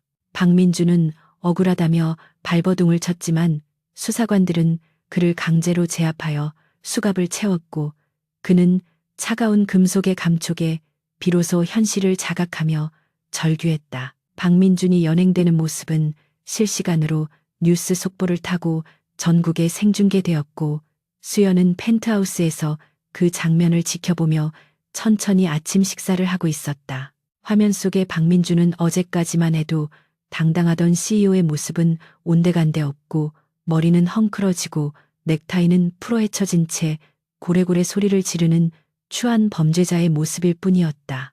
수연은 그 모습을 보며 묘한 허무함을 느꼈지만 동시에 가슴 한구석에 묵직하게 자리 잡고 있던 응어리가 조금씩 풀려나가는 것을 느꼈다. 그녀는 TV 리모컨을 들어 화면을 끄고 창가로 다가가 맑게 갠 하늘을 올려다보았는데 오늘은 태양건설의 주주총회가 열리는 날이자 그녀가 세상 앞에 자신의 존재를 드러낼 날이었다. 수연은 옷장에서 미리 준비해둔 검은색 정장을 꺼내 입으며 거울 속에 자신에게 미소를 지어 보였다. 구치소 독방에 수감된 박민주는 좁은 방 안을 서성이며 변호사를 불러달라고 고함을 질렀지만 교도관들은 그를 무시했다. 그는 자신이 횡령한 돈이 안전한 곳에 숨겨져 있다고 믿고 있었기에 유능한 변호사만 선임하면 보석으로 풀려날 수 있을 것이라는 헛된 희망을 품고 있었다. 하지만 그가 면회실에서 만난 국선 변호사는 절망적인 소식을 전해왔는데 박민준이 이체한 계좌가 이미 동결되었으며 그 돈은 고스란히 회사로 환수 조치되었다는 것이었다. 박민준은 그럴 리가 없다고 소리쳤지만 변호사는 검찰이 이미 모든 증거를 확보하고 있으며 형량을 줄이려면 자백하는 수밖에 없다고 조언했다. 박민준은 바닥에 주저앉아 머리를 쥐어뜯으며 울부짖었고 그제야 자신이 수연의 손바닥 안에서 한 발자국도 벗어나지 못했음을 뼈저리게 깨달았다. 태양건설 본사 대회의실은 주주총회 시작 전부터 긴장감이 감돌고 있었고 주주들은 박민준의 구속 소식에 분노하며 경영진의 전원 사퇴를 요구하고 있었다. 사회자가 분위기를 진정시키려 노력했지만 성난 주주들의 아우성은 쉽게 가라앉지 않았고 회의장은 아수라장이 되기 일보 직전이었다. 그때 회의장 뒷문이 열리며 수연이 강의사와 경호원들을 대동하고 들어왔고 그녀의 등장에 장내는 순식간에 찬물을 끼얹은 듯 조용해졌다. 사람들은 그녀가 누구인지 의아해하며 웅성거렸지만 수연은 당당하게 단상으로 걸어 올라가 마이크를 잡았다. 그녀는 자신을 네메시스 캐피탈의 대표이자 태양건설의 최대 주주인 한수연이라고 소개했고 그 목소리는 맑고 또렷하게 회의장에 울려 퍼졌다. 수연은 주주들에게 태양건설의 위기는 부패한 경영진과 무능한 리더십이 초래한 재앙이었다고 규정하며 자신이 새로운 리더로서 회사를 정상화시키겠다고 선언했다. 그녀는 준비해온 경영 정상화 계획을 브리핑하며 투명한 경영과 혁신적인 구조 조정을 약속했고 주주들은 그녀의 카리스마와 구체적인 비전에 압도되어 하나둘씩 고개를 끄덕이기 시작했다. 수연은 단상 아래에서 자신을 바라보는 임원들의 겁에 질린 눈빛을 보며 이제 태양건설에서 박민준의 흔적을 완전히 지워버릴 시간이 왔음을 직감했다. 그녀의 연설이 끝나자 우레와 같은 박수가 터져 나왔고 수연은 그 박수 소리 속에서 진정한 승리의 기쁨을 만끽했다. 같은 시각 검찰 조사실에서 박민준은 TV를 통해 중계되는 주주총회 현장을 멍하니 바라보고 있었다. 화면 속의 수연은 그 어느 때보다 빛나고 아름다웠지만 박민준에게 그녀는 자신을 파멸로 이끈 저승사자나 다름없었다. 그는 수연이 주주들의 환호를 받으며 회장으로 추대되는 장면을 보며 억누를 수 없는 패배감에 눈물을 흘렸고 자신의 오만과 어리석음이 가져온 비참한 결말을 곱씹었다. 그는 수연이 했던 말, 복수는 이미 시작되었다는 말이 단순한 경고가 아니라 예언이었음을 깨달았고 이제 자신에게 남은 것은 차가운 감옥 바닥뿐이라는 사실에 전율했다. 박민준은 고개를 떨구고 흐느끼기 시작했지만 그를 위로해 줄 사람은 아무도 없었다. 주주총회장의 공기는 마치 폭풍 전야의 바다처럼 무겁고 차가웠는데 단상에 선 한수연은 그 압도적인 침묵을 즐기듯 여유로운 표정으로 좌중을 응시하고 있었다. 그녀의 뒤로는 대형 스크린에 태양건설의 새로운 로고와 함께 네메시스 캐피탈의 인수합병 계획안이 선명하게 띄워져 있었고 이는 과거의 부패한 태양건설이 역사 속으로 사라지고 투명하고 강력한 새로운 기업이 탄생했음을 알리는 신호탄이었다. 수연은 마이크를 잡고 부드럽지만 단호한 목소리로 지난 수년간 박민준 전 대표와 그 측근들이 저지른 방만 경영과 불법 행위들을 조목조목 나열하기 시작했는데 그녀가 제시하는 증거들은 너무나도 구체적이고 치명적이어서 반박의 여지가 없었다. 주주들은 화면에 비친 박민준의 비밀 장부와 횡령 내역을 보며 경악을 금치 못했고 그동안 회사를 믿고 투자했던 자신들의 신뢰가 어떻게 유린당했는지 확인하며 분노의 탄식을 쏟아냈다. 수연은 동요하는 주주들을 향해 이제는 책임을 물을 시간이라고 선언하며 박민준의 범죄를 방조하고 도운 이사들의 해임안을 즉석에서 상정했다. 객석 앞줄에 앉아있던 기존 이사진들은 얼굴이 흑빛이 되어 서로의 눈치만 살피고 있었는데 그들은 박민준의 몰락과 함께 자신들의 운명도 끝장났음을 직감하고 있었다. 수연은 그들 중 가장 부패가 심했던 김전무를 지목하며 그가 하청 업체로부터 상납받은 리베이트 내역과 차명 계좌 정보를 공개했고 김전무는 억울하다며 자리에서 일어나 소리를 질렀지만 곧바로 대기하고 있던 경호원들에 의해 제지당했다. 주주들은 배신자들을 끌어내라고 아우성을 쳤고 투표는 압도적인 찬성으로 통과되어 박민준 라인의 이사들은 전원 해임되는 불명예를 안았다. 수연은 아수라장이 된 회의장을 냉철하게 정리하며 공석이 된 이사 자리에 네메시스 캐피탈에 검증된 전문 경영인들을 추천했고 이는 태양건설이 더 이상 박씨 일가의 사유물이 아니라 철저한 성과 중심의 기업으로 거듭날 것임을 천명하는 순간이었다. 그녀의 카리스마 넘치는 리더십의 주주들은 열광적인 지지를 보냈고 수연은 만장일치로 태양건설의 신임 회장으로 추대되었다. 회의가 끝나고 수연이 회장실로 돌아왔을 때 그녀의 책상 위에는 아직 잉크도 마르지 않은 최유라의 출국 금지 명령서 사본이 놓여 있었다. 수연은 강이사로부터 최유라가 위조 여권을 이용해 인천공항을 통해 해외로 도피하려 한다는 첩보를 입수했고 즉시 검찰에 협조를 요청해 그녀의 발을 묶어버린 것이었다. 수연은 창밖으로 보이는 인천 쪽 하늘을 바라보며 최유라가 지금쯤 공항에서 겪고 있을 절망감을 상상했고 입가에 서늘한 미소를 지었다. 그녀는 최유라가 단순히 도망치는 것으로 끝나는 것을 원치 않았기에 그녀가 그동안 박민준과 공모하여 빼돌린 자금을 세탁한 혐의까지 모두 씌워 법의 심판대에 세울 계획이었다. 수연은 강이사에게 최유라가 체포되는 순간을 놓치지 말고 언론에 노출시키라고 지시했고 그것은 탐욕에 눈이 멀어 남의 가정을 파괴한 대가가 얼마나 혹독한지 세상에 알리는 본보기가 될 것이었다. 한편 인천국제공항의 출국 심사대는 수많은 여행객으로 붐비고 있었지만 최유라의 심장은 터질 듯이 요동치고 있었다. 그녀는 짙은 선글라스와 마스크로 얼굴을 가리고 챙이 넓은 모자까지 푹 눌러쓴 채 불안한 눈빛으로 주위를 두리번거렸는데 행여나 자신을 알아보는 사람이 있을까 봐 급 공포에 시달리고 있었다.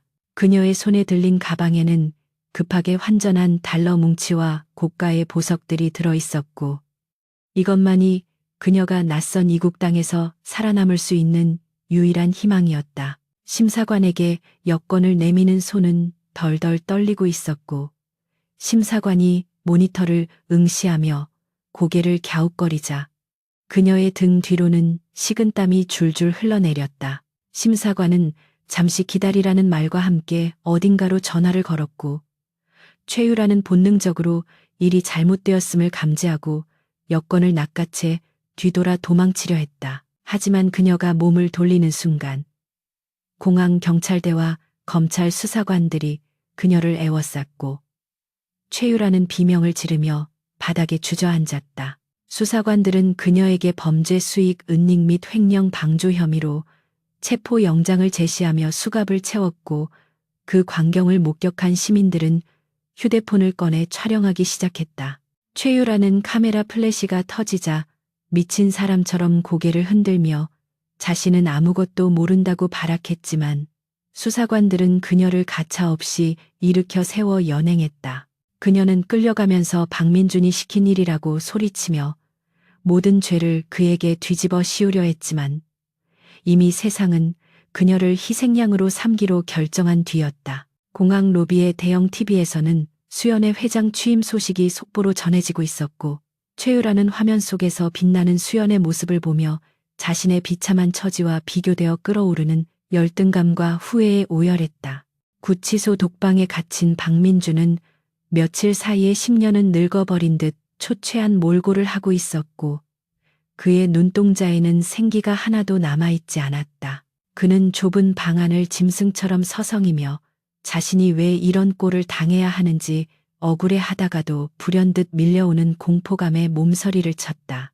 면회 온 변호사는 상황이 매우 좋지 않다며 검찰이 확보한 증거가 너무나 완벽해서 실형을 피하기 어려울 것이라고 비관적인 전망을 내놓았다. 박민주는 변호사의 멱살을 잡고 내가 돈을 얼마나 줬는데 고작 이딴 소리를 하냐고 윽박질렀지만 변호사는 싸늘한 표정으로 당신의 계좌가 모두 동결되어 수임료 입금도 안 된 상태라고 대꾸했다. 박민주는 그제야 자신이 가진 것이 아무것도 없다는 사실을 뼈저리게 실감하고 변호사의 바짓가랑이를 잡으며 제발 보석이라도 허가받게 해달라고 애원했다. 변호사는 박민준의 비굴한 모습에 혀를 차면서도 한 가지 방법이 있긴 하다고 운을 떼었는데 그것은 박민준이 가진 마지막 남은 차명 부동산을 처분하여 거액의 보석금을 공탁하는 것이었다. 박민준은 그 땅이 자신의 노후를 위해 남겨둔 마지막 보루였기에 잠시 망설였지만 당장 이 지옥 같은 감옥에서 나가는 것이 급선무였기에 울며 겨자 먹기로 동의했다. 그는 일단 나가기만 하면 어떻게든 재기할 수 있을 것이라는 헛된 희망을 품고 있었고 수연을 찾아가서라도 단판을 짓겠다고 다짐했다. 며칠 후 법원은 박민준의 주거가 일정하고 도주 우려가 없다는 이유로 보석을 허가했고 박민준은 떨리는 마음으로 구치소 정문을 나설 수 있었다.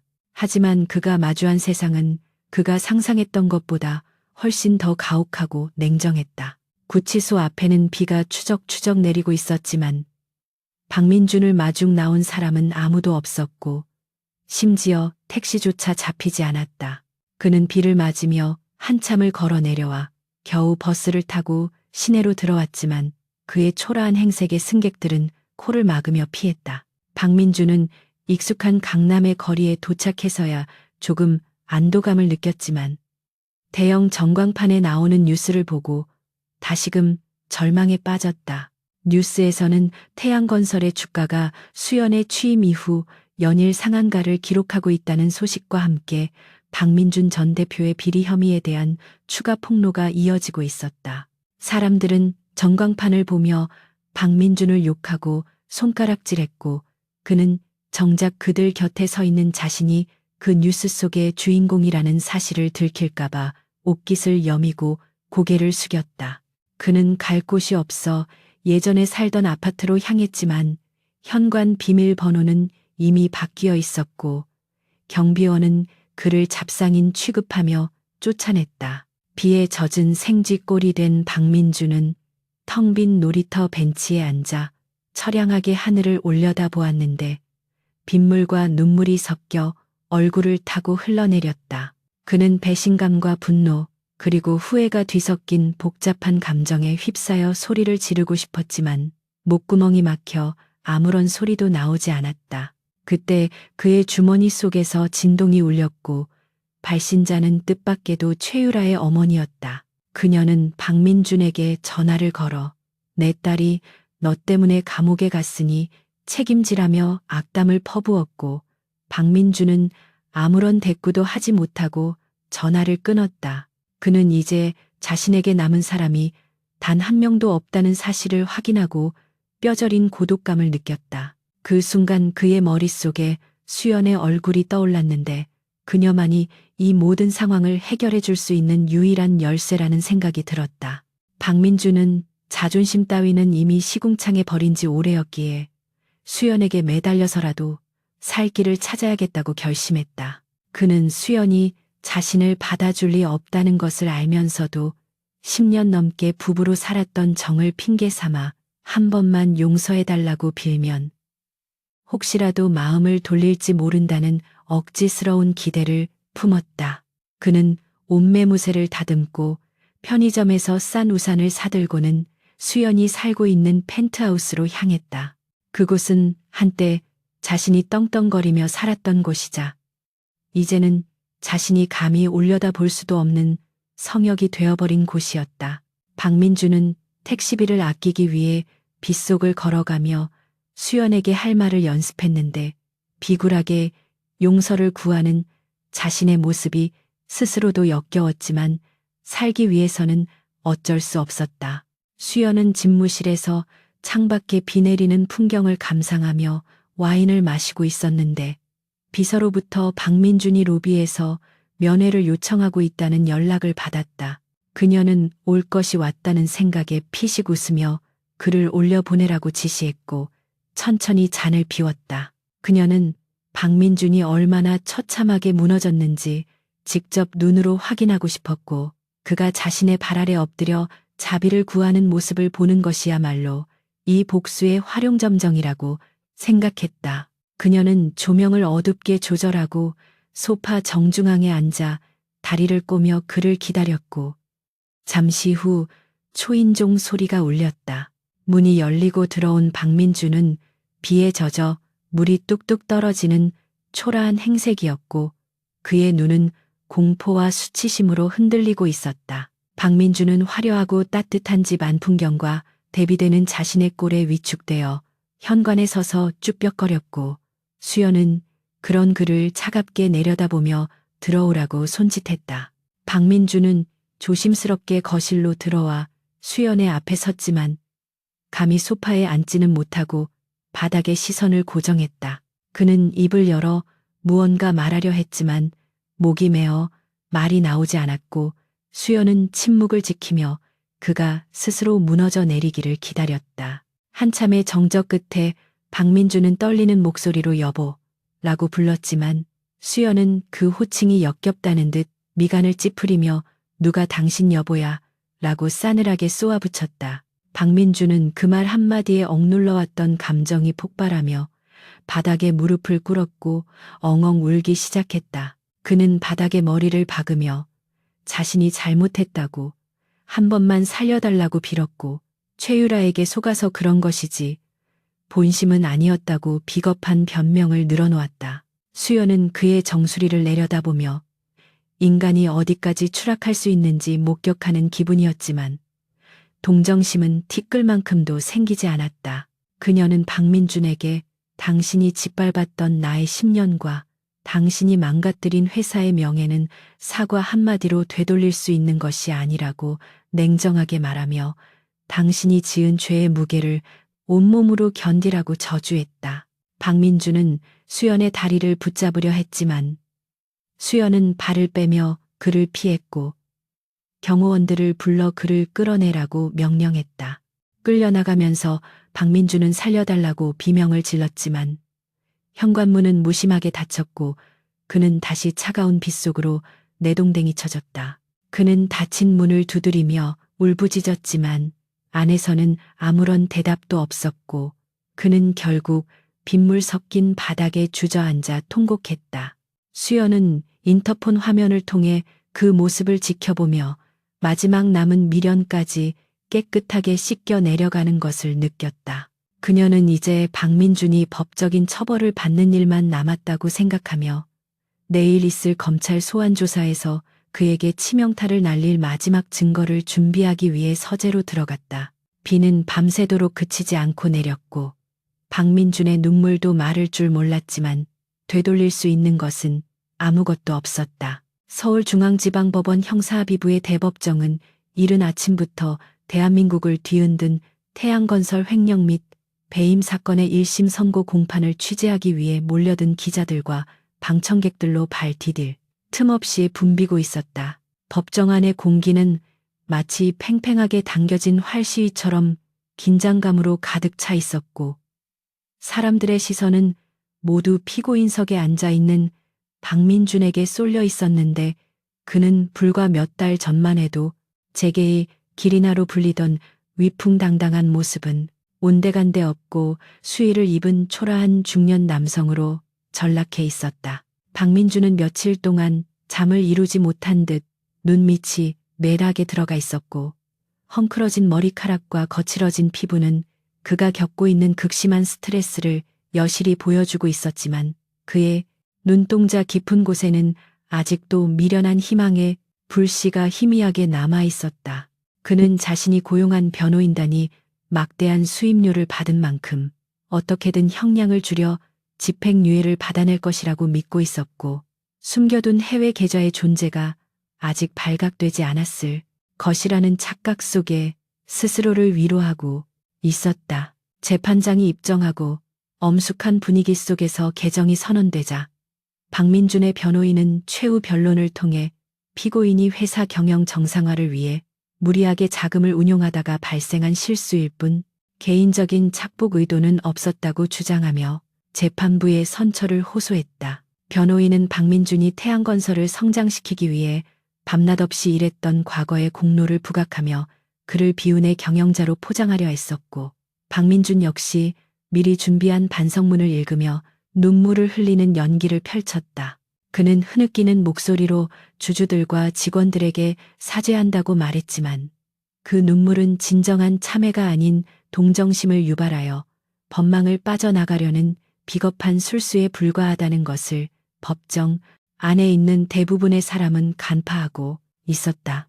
특히 방청석 맨 앞줄에 앉아 이 모든 광경을 차갑게 지켜보고 있는 한수연의 눈에는 박민준의 쇼가 역겹기 그지없는 촌극으로 비칠 뿐이었고, 그녀는 입가에 냉소적인 미소를 머금은 채 그의 마지막 발악을 감상하고 있었다. 하지만 박민준의 기대와 달리 검찰 측의 공세는 매섭고 집요했는데, 검사는 박민준이 페이퍼 컴퍼니를 통해 비자금을 조성하고 이를 도박과 내연녀의 사치에 탕진한 구체적인 증거들을 낱낱이 제시하며 그를 압박했다. 특히 검사가 결정적인 증거로 제출한 녹취 파일이 법정에 울려 퍼지자 박민준의 얼굴은 순식간에 사색이 되었는데, 그 파일에는 그가 최유라와 나누었던 대화 내용이 고스란히 담겨 있었다. 녹취록 속에서 박민준은 법을 어겨서라도 돈을 빼돌리라고 지시하고 있었고, 회사가 망하든 말든 자신만 살면 된다는 식의 이기적인 발언들을 서슴지 않고 내뱉고 있었기에 방청객들은 경악을 금치 못하며 웅성거렸다. 박민준은 변호인을 쳐다보며 어떻게든 막아보라는 눈짓을 보냈지만 변호인은 이미 승산이 없음을 직감하고 고개를 숙이며 외면했고, 박민준은 그제야 자신이 완벽하게 고립되었다는 공포에 휩싸이기 시작했다. 이어서 검찰 측 증인으로 수의를 입은 최유라가 법정 경위들에 이끌려 들어왔는데, 그녀의 등장에 장내는 다시 한번 술렁거렸다. 화려한 명품으로 치장했던 과거의 모습은 사라지고 화장기 없는 민낯에 초췌한 모습으로 나타난 최유라는 박민준을 보자마자 도끼 어린 눈빛으로 그를 노려보았다. 증언대에 선 최유라는 자신의 형량을 줄이기 위해 박민준의 모든 범죄 사실을 폭로하기 시작했는데, 그녀는 박민준이 자신을 협박하여 억지로 범행에 가담시켰다고 거짓 주장을 펼치며 모든 책임을 그에게 전가했다. 최유라는 눈물을 흘리며 박민준은 악마 같은 사람이라고 비난했고, 그가 자신을 이용해 먹고 버리려 했다고 오열하며 피해자 코스프레를 했다. 박민준은 그녀의 뻔뻔한 거짓말에 이성을 잃고 자리에서 벌떡 일어나 네가 나를 꼬드긴 것 아니냐고 고래고래 소리를 질렀지만 재판장의 제지로 강제로 자리에 앉혀졌다. 사랑한다며 서로의 욕망을 부추겼던 두 남녀가 법정에서 서로를 물어뜯으며 진흙탕 싸움을 벌이는 추악한 광경은 그들이 쌓아 올린 관계가 얼마나 얄팍하고 부질없는 것이었는지를 적나라하게 보여주었다. 수연은 그 모습을 보며 묘한 허무함을 느꼈지만 동시에 가슴 한구석에 묵직하게 자리 잡고 있던 응어리가 조금씩 풀려나가는 것을 느꼈다. 그녀는 과거 자신을 기만하고 조롱했던 두 사람이 서로의 목을 조르며 파멸해가는 과정을 지켜보는 것이야말로 진정한 복수의 완성이라고 생각했다. 최유라의 증언이 끝난 후 검사는 마지막으로 태양건설의 현 회장이자 최대 피해자인 한수연을 증인으로 신청했고, 재판장이 이를 허가하자 수연은 우아하고 당당한 발걸음으로 증언석으로 향했다. 그녀가 지나갈 때마다 카메라 플래시가 터졌고 사람들은 그녀의 압도적인 카리스마에 숨을 죽였다. 증언석에 앉은 수연은 박민준을 한 번 쳐다보고는 침착하고 명료한 목소리로 증언을 시작했는데, 그녀는 감정에 호소하기보다는 철저하게 팩트와 숫자로 박민준의 무능과 부패를 증명해 나갔다. 그녀는 박민준이 재임 기간 회사에 끼친 손실액을 정확하게 산출하여 제시했고, 그가 추진했던 미래도시 프로젝트가 사실상 사기극에 가까웠음을 기술적인 근거를 들어 설명했다. 수연의 논리 정연한 증언은 재판부에게 깊은 인상을 심어주었고, 그녀가 단순히 피해자가 아니라 회사를 위기에서 구해낸 구원자라는 이미지를 각인시켰다. 박민주는 수연의 완벽한 모습을 보며 열등감과 패배감에 휩싸여 고개를 들 수 없었고, 자신이 그토록 무시했던 아내가 사실은 자신보다 훨씬 뛰어난 능력을 갖춘 거인이었음을 뼈저리게 깨달았다. 증언을 마친 수연은 마지막 발언 기회를 얻어 재판장에게 피고인에 대한 엄벌을 탄원했는데, 그녀는 개인적인 원한 때문이 아니라 기업 윤리를 바로 세우고 수천 명의 직원을 보호하기 위해 정의로운 판결이 필요하다고 역설했다. 그녀의 진심 어린 호소는 방청객들의 마음을 움직였고, 곳곳에서 박수가 터져나오기도 했다. 박민주는 수연이 자신을 법적으로 완전히 매장시키려 한다는 것을 알고 절망적인 표정으로 그녀를 바라보았지만, 수연의 시선은 그를 투명 인간 취급하며 허공을 응시할 뿐이었다. 재판장은 잠시 휴정을 선언하고 판결문을 검토하기 위해 퇴장했고, 박민주는 피고인 대기실로 끌려가며 다리에 힘이 풀려 주저앉을 뻔했다. 휴정 시간 동안 대기실에 갇힌 박민주는 극심한 공포와 불안에 떨며 손톱을 물어뜯었고, 변호사에게 집행유예 가능성이 없냐고 거듭 물었지만, 변호사는 고개를 가로저으며 마음의 준비를 하라고 냉정하게 대답했다. 박민주는 자신이 감옥에서 썩게 될지도 모른다는 사실을 받아들일 수 없었고, 억울함의 벽을 주먹으로 내리치며 울부짖었다. 그는 자신이 한때 누렸던 부와 권력이 신기루처럼 사라졌음을 실감했고, 이제 남은 것은 차가운 쇠창살 뿐이라는 현실에 질식할 것 같은 고통을 느꼈다. 시간이 흘러 재판이 속개된다는 안내 방송이 나오자 교도관들은 박민준을 일으켜 세워 다시 법정으로 데리고 나갔고, 그는 도살장에 끌려가는 소처럼 질질 끌려갔다. 재판장이 판결문을 낭독하기 시작하자 법정 안에는 숨소리조차 들리지 않을 만큼 정막이 감돌았고, 모든 사람의 신경이 판사의 입에 집중되었다. 재판장은 피고인 박민준이 기업의 대표로서 책무를 망각하고 사리사욕을 채우기 위해 횡령과 배임을 일삼아 회사와 주주들에게 막대한 피해를 입혔으며 범행 수법이 매우 불량하고 죄질이 무겁다고 판시했다. 또한 피고인이 반성의 기미를 보이지 않고 책임을 회피하려 했으며 피해 복구를 위한 노력도 하지 않았다는 점을 지적하며 검찰의 구형보다 무거운 중형을 선고해야 마땅하다고 밝혔다. 마침내 재판장이 주문을 낭독하며 피고인 박민준에게 징역 15년을 선고한다는 말이 떨어지자 법정 안은 탄식과 환호가 뒤섞여 소란스러워졌다. 징역 15년이라는 형량이 선고되는 순간 박민준은 귀에서 삐 소리가 나며 세상이 정지하는 듯한 충격을 받았고, 그대로 다리에 힘이 풀려 바닥에 쓰러지듯 주저앉았다. 그는 믿을 수 없다는 표정으로 재판장을 올려다보며 판사님, 이건 말도 안 됩니다. 라고 소리쳤지만 그의 목소리는 법정의 소음에 묻혀 들리지 않았다. 교도관들이 그를 일으켜 세우려 하자 박민주는 발버둥치며 저항했고, 그 과정에서 그의 시선이 방청석에 앉아있는 수연과 마주쳤다. 수연은 무표정한 얼굴로 그를 내려다보고 있었는데, 그 눈빛은 마치 벌레를 보는 듯한 경멸과 연민이 뒤섞여 있었다. 박민주는 그 순간 자신이 수연에게 완벽하게 패배했음을 인정할 수밖에 없었고, 끓어오르는 수치심에 얼굴이 붉게 달아올랐다. 박민주는 교도관들의 손을 뿌리치고 비틀거리며 수연 쪽으로 몸을 돌렸는데, 그 모습은 마치 광기에 사로잡힌 짐승 같았다. 그는 수연을 향해 네가 원하던 게 이거였냐고 소리치며 악을 썼지만 수연은 미동도 하지 않고 그를 응시할 뿐이었다. 박민주는 분노와 절망이 뒤섞인 감정을 주체하지 못하고 그 자리에서 무릎을 꿇었는데, 그것은 용서를 비는 행위가 아니라 자신의 완전한 몰락을 인정하는 처절한 항복 선언과도 같았다. 그는 바닥에 머리를 탔으며 짐승 같은 울음소리를 토해냈고 방청객들은 그 비참한 모습을 숨죽여 지켜보았다. 한때 오만방자하게 아내를 무시하고 짓밟았던 남편이 수많은 사람 앞에서 무릎을 꿇고 울부짖는 모습은 인과응보라는 단어를 떠올리게 하기에 충분했다. 수연은 무릎 꿇은 박민준을 보며 지난 10년간 겪었던 마음의 상처가 비로소 치유되는 것을 느꼈지만 그 감정은 통쾌함보다는 깊은 슬픔에 가까웠다.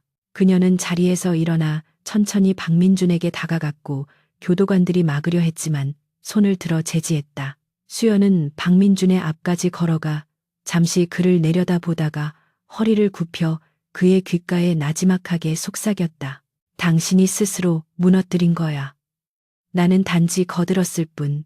그녀의 목소리는 작았지만 박민준의 뇌리에는 천둥소리처럼 크게 울려 퍼졌고 그는 고개를 들어 수연을 보려 했지만 그녀는 이미 등을 돌려 법정 출구를 향해 걸어가고 있었다. 박민준은 멀어지는 수연의 뒷모습을 보며 손을 뻗었지만 잡히는 것은 허공뿐이었다. 교도관들이 박민준을 강제로 끌고 나가기 시작하자 그는 수연의 이름을 부르며 절규했지만 법정 문은 굳게 닫혔고 그의 비명소리는 차단되었다. 최유라 역시 징역 7년을 선고받고 오열하며 끌려나갔는데 그녀는 끝까지 박민준을 저주하며 욕설을 퍼부었다. 두 사람의 파멸은 그야말로 철저하고 완벽했으며 그들이 꿈꾸었던 헛된 욕망의 성은 모래성처럼 허무하게 무너져 내렸다. 재판이 끝나고 법정을 빠져나온 수연은 쏟아지는 기자들의 질문 세례를 받았지만 묵묵부답으로 일관하며 대기하고 있던 차에 올랐다. 차문이 닫히고 외부의 소음이 차단되자 수연은 비로소 긴장이 풀린 듯 깊은 한숨을 내쉬며 시트 깊숙이 몸을 기댔다. 차는 법원을 빠져나와 강남의 태양건설 본사를 향해 달리기 시작했고 창밖으로는 해가 저물어가는 서울의 풍경이 스쳐 지나갔다. 수연은 차창에 비친 자신의 얼굴을 바라보며 이제 모든 복수가 끝났음을 실감했고 앞으로 펼쳐질 새로운 인생에 대한 기대감과 두려움이 교차하는 것을 느꼈다. 그녀는 핸드백에서 박민준과의 결혼 사진이 담긴 낡은 펜던트를 꺼내 창문을 열고 달리는 차 밖으로 던져버렸는데 그것은 과거와의 완전한 작별을 의미했다. 펜던트는 아스팔트 바닥에 떨어져 산산조각이 났고 수연은 뒤도 돌아보지 않고 앞만 보고 달렸다. 이제 그녀 앞에는 그 누구의 방해도 받지 않는 탄탄대로가 펼쳐져 있었고 그녀는 그 길을 당당하게 걸어갈 준비가 되어 있었다. 밤이 깊어지자 도심의 불빛들이 하나둘 켜지며 화려한 야경을 만들어냈지만 구치소 독방에 갇힌 박민준에게는 칠흑 같은 어둠만이 존재할 뿐이었다. 그는 차가운 바닥에 누워 천장을 응시하며 수연이 마지막으로 남긴 말을 되새겼고 자신의 인생이 어디서부터 잘못되었는지 곱씹으며 뼈저린 후회의 눈물을 흘렸다. 하지만 아무리 후회해도 시간을 되돌릴 수는 없었고 그가 치러야 할 죗값은 아직도 많이 남아 있었다. 박민준은 어둠 속에서 흐느끼며 잠들지 못했고 악몽 같은 밤은 끝이 보이지 않았다. 반면 수연은 태양건설 회장실에서 서울의 야경을 내려다보며 와인잔을 들었고 그녀의 건배 대상은 바로 자신이었다. 그녀는 이제 더 이상 누군가의 아내도 며느리도 아닌 온전한 한수연으로서 새로운 세상을 지배할 여제가 되었다. 계절이 4번 바뀌고 다시 봄이 찾아온 서울의 하늘은 유난히 맑고 푸르렀지만 남부구치소의 높은 담벼락 안에 갇힌 박민준에게 그 계절의 변화는 아무런 의미가 없었다. 징역 15년이 확정되어 기결수가 된 그는 이제 이름 대신 수영번호로 불리는 삶에 완벽하게 적응해야만 했고 한때 대한민국 건설업계를 호령하던 오만한 CEO의 모습은 찾아볼 수 없는 초라한 노인이 되어 있었다. 그는 하루 종일 좁은 감방 안에 앉아 창살 사이로 들어오는 한 줌의 햇빛을 바라보며 시간을 죽이고 있었는데 머릿속은 온통 과거에 대한 후회와 회한으로 가득 차 터질 것만 같았다. 그는 자신이 왜 그토록 어리석은 선택을 했는지, 그리고 왜 가장 소중한 사람을 자신의 손으로 밀어냈는지 끊임없이 자책했지만 돌아오는 대답은 차가운 침묵뿐이었다.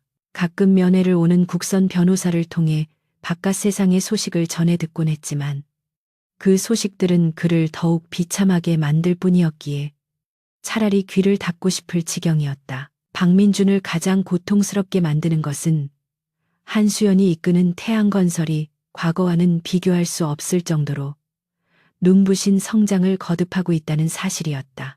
수연은 취임 직후 사명을 NS건설로 변경하고 대대적인 조직 개편과 투명 경영을 선언하며 기업의 체질을 완전히 뒤바꾸어 놓았는데 이는 업계에 신선한 충격을 주며 주가를 연일 최고치로 끌어올리는 원동력이 되었다.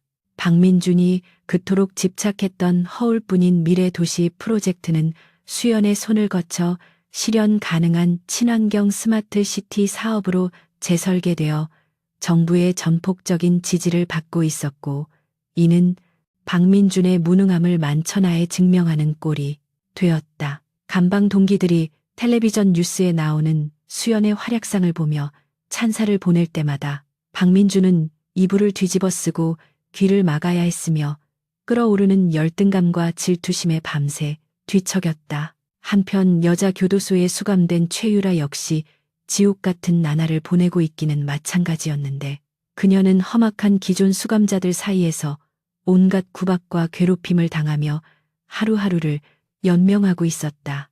그녀는 자신이 박민준에게 속아 이용당했을 뿐이라며 억울함을 호소하고 다녔지만 그 말을 믿어주는 사람은 아무도 없었고 오히려 남의 가정을 파탄낸 꽃뱀이라는 조롱만이 꼬리표처럼 따라다녔다. 그녀는 매일 밤 박민준을 저주하는 기도를 올리며 복수의 칼날을 갈았지만 현실은 차가운 시멘트 바닥 위에서 웅크리고 잠드는 것 외에는 할 수 있는 것이 아무것도 없었다. 화려했던 명품과 보석들은 모두 압수당하거나 헐값에 팔려나갔고 거울 속에 비친 자신의 얼굴은 늙고 병든 노파처럼 변해 있어 그녀는 거울을 볼 때마다 비명을 지르며 발작을 일으키곤 했다.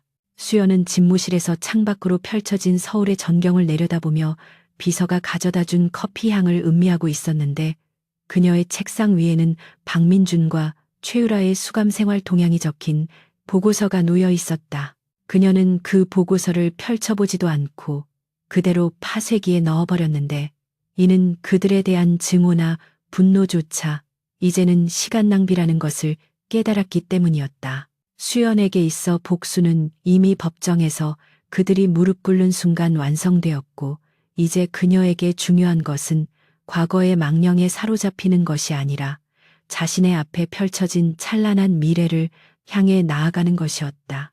기계 돌아가는 소리와 함께 보고서가 잘게 갈려 나가는 것을 보며 수연은 비로소 가슴속에 남아있던 마지막 찌꺼기까지 깨끗하게 씻겨 내려가는 듯한 상쾌함을 느꼈다. 오후가 되자 수연은 임원들과 함께 건설 현장을 시찰하기 위해 안전모를 쓰고 현장으로 나갔는데 직원들은 그녀를 진심으로 존경하는 눈빛으로 맞이했다. 과거 박민준이 현장에 나타나면 직원들은 그를 피하거나 억지 미소를 지으며 아부하기 바빴지만 수연에게는 자발적으로 다가와 의견을 제시하고 고충을 털어놓았다. 수연은 직원들의 손을 일일이 잡아주며 격려했고 사소한 문제점 하나까지 꼼꼼하게 체크하며 해결책을 제시하는 프로페셔널한 모습을 보여주었다. 그녀는 현장 식당에서 직원들과 함께 식판을 들고 밥을 먹으며 소통했고 이러한 그녀의 소탈하고 진정성 있는 리더십은 NS건설을 단단하게 결속시키는 가장 강력한 접착제가 되었다. 수연은 땀 흘리는 직원들의 모습에서 기업의 진정한 가치를 발견했고 자신이 지켜야 할 것이 무엇인지 다시 한번 확신하게 되었다. 시차를 마치고 회사로 돌아온 수연은 옥상 정원으로 올라가 난간에 기대어 서서 붉게 물들어가는 저녁 노을을 바라보았다. 이곳은 1년 전 박민준이 서서 세상을 다 가진 것처럼 오만하게 웃던 자리였지만 지금 그 자리에 서 있는 수연은 겸손하고 차분한 자세로 도시를 품에 안고 있었다. 바람이 불어와 그녀의 머리카락을 흩날리게 했지만 그녀는 헝클어진 머리를 정리할 생각도 하지 않고 눈을 감은 채 바람의 감촉을 느꼈다. 지난 10년간 그녀를 쉼함매던 박민준의 아내라는 굴레는 완전히 벗겨졌고 이제 그녀는 누구의 아내도 누구의 며느리도 아닌 온전한 한수연으로 다시 태어났다. 그녀는 폐허가 된 잿더미 속에서 스스로 날아오른 불사조처럼 강인하고 아름다웠으며 그 어떤 시련도 그녀를 다시 꺾을 수는 없을 것이라는 확신이 들었다. 그때 뒤에서 인기척이 느껴져 돌아보니 강 이사가 서류 결제판을 들고 서 있었는데 그는 수연을 보며 깍듯하게 고개를 숙였다. 강 이사는 회장님께서 구상하신 글로벌 진출 전략 기획안이 완성되었다고 보고하며 이제 국내를 넘어 세계 시장으로 뻗어나갈 준비가 되었다고 덧붙였다. 수연은 미소를 지으며 결제판을 받아들고 내용을 훑어보았는데 그 안에는 그녀가 오랫동안 꿈꿔왔던 거대한 비전이 구체적인 계획으로 담겨 있었다. 수연은 망설임 없이 서류에 서명하고 강 이사에게 건네주며 당장 추진하라고 지시했고 강 이사는 힘찬 목소리로 알겠다고 대답하며 물러났다. 수연은 멀어지는 강 이사의 뒷모습을 보며 이제 자신에게는 든든한 조력자들과 충실한 직원들이 함께하고 있음을 상기했다. 수연은 다시 난간 쪽으로 몸을 돌려 완전히 어둠이 내려앉은 도심의 불빛들을 응시했는데 그 수많은 불빛 하나하나가 마치 그녀의 앞길을 비추는 별빛처럼 느껴졌다. 그녀는 핸드백 속에서 작은 만년필 하나를 꺼내 들었는데 그것은 그녀가 대학 시절 아버지에게 선물 받았던 꿈과 열정이 가득했던 시절의 유물이었다. 결혼 생활 동안 서랍 깊숙한 곳에 처박혀 잊혔던 그 만년필은 이제 다시 주인의 손에 쥐어져 새로운 역사를 써내려갈 준비를 마친 상태였다. 수연은 만년필을 꽉 쥐며 다짐했다. 과거의 상처를 훈장처럼 가슴에 달고 앞으로 나아갈 것이며 다시는 타인에 의해 자신의 인생이 휘둘리게 두지 않겠다고. 그녀의 눈빛은 밤하늘의 그 어떤 별보다도 더 밝고 영롱하게 빛나고 있었다. 도시의 소음이 아득하게 들려오는 옥상에서 수연은 깊은 숨을 들이마셨다가 천천히 내뱉으며 마음을 정돈했다. 그녀는 이제 혼자가 아니었지만 동시에 철저하게 혼자로서 당당히 설 수 있는 힘을 가지게 되었다. 복수라는 이름으로 시작된 여정이었지만 그 끝에서 그녀가 발견한 것은 파괴가 아니라 자기 자신의 재건이었고 진정한 자유였다. 수연은 하늘을 향해 고개를 들고 환하게 웃어 보였는데 그것은 지난 세월 흘렸던 눈물을 모두 씻어내는 정화의 미소이자 새로운 제국의 여제로서 세상에 보내는 선전포고였다. 바람이 멈추고 세상이 잠시 숨을 죽인 순간 수연은 뒤를 돌아 힘차게 발걸음을 옮겼고 그녀가 걸어가는 길 뒤로 새로운 여명이 밝아오고 있었다. 그녀의 이야기는 끝이 났지만 한수연이라는 이름의 전설은 이제 막 시작되고 있었다.